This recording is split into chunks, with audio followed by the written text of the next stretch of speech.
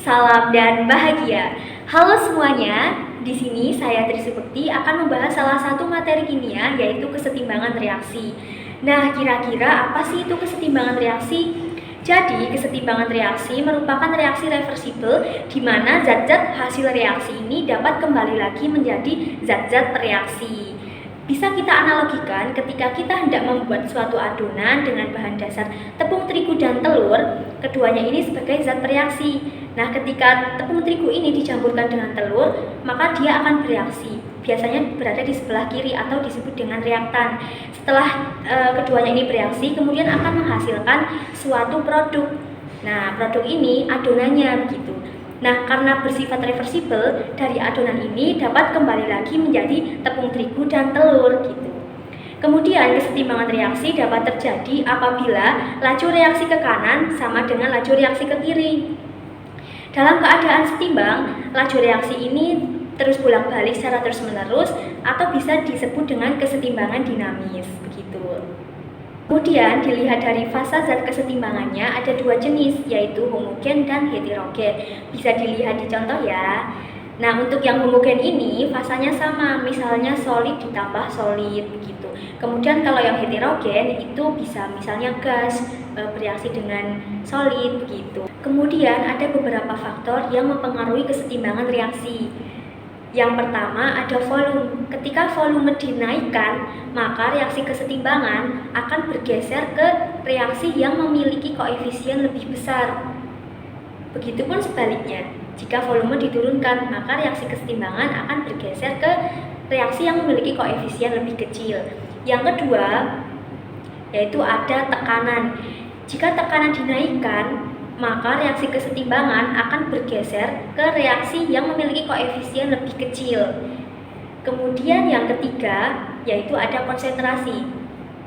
Di mana jika konsentrasi dinaikkan dalam ruas kiri, maka reaksi kesetimbangan akan berlawanan arah, akan geser dengan berlawanan arah. Misal ditambahkan di sebelah kiri, maka reaksi kesetimbangan akan bergeser ke sebelah kanan gitu.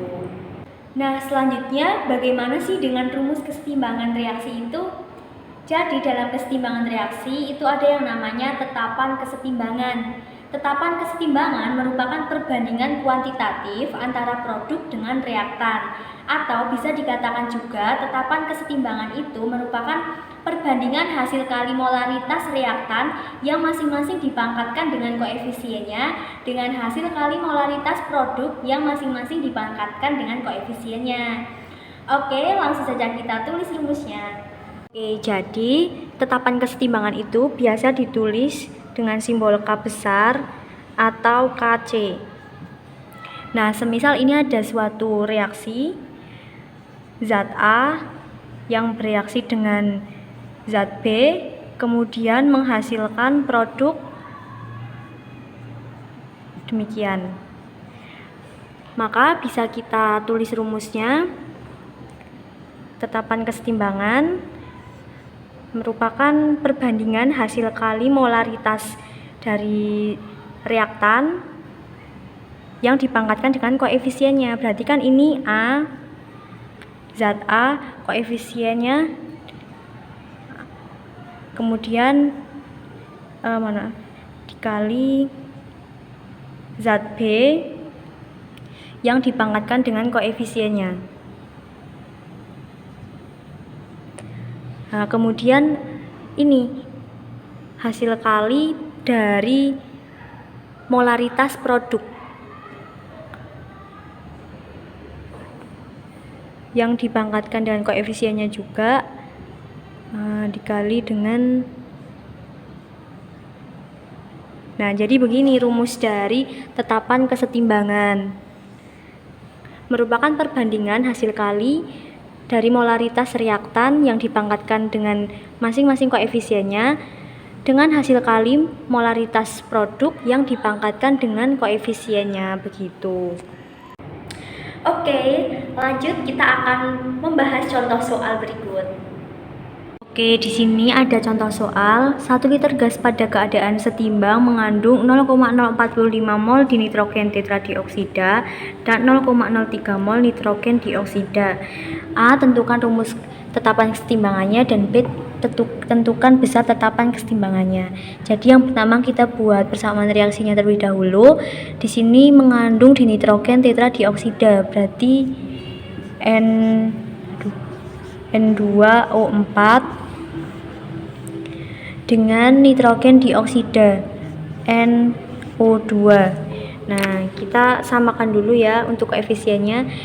Di sini oksigennya itu mengandung 4 oksigen. Nah, di sini baru 2. Maka dari itu kita tambahkan 2 agar oksigennya sama-sama ada 4 begitu. Oke, ini untuk yang A. Kita lanjut untuk yang B. Ingat rumus yang tadi. Ini hasil kali molaritas dari reaktan yang dipangkatkan dengan koefisiennya. Nah, di sini koefisiennya adalah 1. Ini pangkat 1 ya. Terus di sini ini molaritas dari produk yang dipangkatkan dengan koefisiennya. NO2 pangkat koefisiennya berapa? 2. Nah, kemudian kita masukkan saja nilai molaritas dari NO2 itu adalah 0,03 N1 ini pangkat 2 dibagi dengan molaritas dari N2O4 itu 0,0045 pangkat 1. Dan jika ini dihitung akan diperoleh hasil 0,2 mol pangkat 1. Nah, jadi ini merupakan besaran tetapan kesetimbangannya. Kesetimbangan reaksi, selain ada tetapan kesetimbangan, ada juga yang namanya konstanta kesetimbangan parsial gas atau biasa disingkat Kp. Nah, perbedaan tetapan kesetimbangan dengan konstanta kesetimbangan parsial yaitu jika tetapan kesetimbangan diukur menggunakan molaritas, sedangkan konstanta kesetimbangan parsial ini diukur menggunakan tekanan parsial yang terjadi pada fasa gas saja. Kemudian ada rumusnya dari ini untuk mencari konstanta kesetimbangan parsial gas, yaitu perbandingan hasil kali antara tekanan parsial reaktan, berarti yang di sebelah kiri ya, dibanggakan dengan koefisien, dengan hasil kali tekanan parsial produk yang ada di sebelah kanan yang dipangkatkan dengan koefisien begitu. Selain rumus yang di atas, terdapat juga rumus yang kedua untuk mencari konstanta kesetimbangan parsial gasnya, yaitu dengan tetapan kesetimbangan dikali dengan tetapan gas universal yang besaran nilainya 0,082, kemudian dikalikan dengan suhu dalam Kelvin dan dipangkatkan dengan selisih dari koefisien zat gitu. Selanjutnya contoh soal yang kedua, pada suhu 27 derajat Celcius di dalam tempat tertutup dengan volumenya itu 2 liter, terdapat kesetimbangan 4 mol SO2, 4 mol O2, dan 4 mol SO3 dengan reaksi seperti ini. 2 SO2 bereaksi dengan oksigen dan terjadi kemudian membentuk 2 SO3, dan tentukan nilai tetapan kesetimbangannya dan konstanta parsial gasnya begitu. Langkah pertama, kita tulis dulu persamaan reaksinya. Untuk mencari tetapan kesetimbangannya menggunakan rumus yang tadi. Ini reaktannya ditulis di sini, dikalikan, jangan lupa dipangkatkan dengan koefisien. SO2 koefisiennya 2 adalah 2, O2 itu 1, kemudian ini produknya ya, SO3 dipangkatkan dengan koefisiennya 2. Kemudian karena di sini terdapat volume yaitu 2 liter, maka setiap besaran mol ini dibagi dengan volumenya. Ini kan SO3 4 mol dibagi 2, SO2 ini 4 mol dibagi 2, kemudian oksigen itu punya 4 mol juga dibagi 2. Kemudian ini bisa dicoret-coret dan diperoleh hasil yaitu 0,5. Kemudian untuk mencari konstanta parsialnya menggunakan rumus yang tadi ini ya.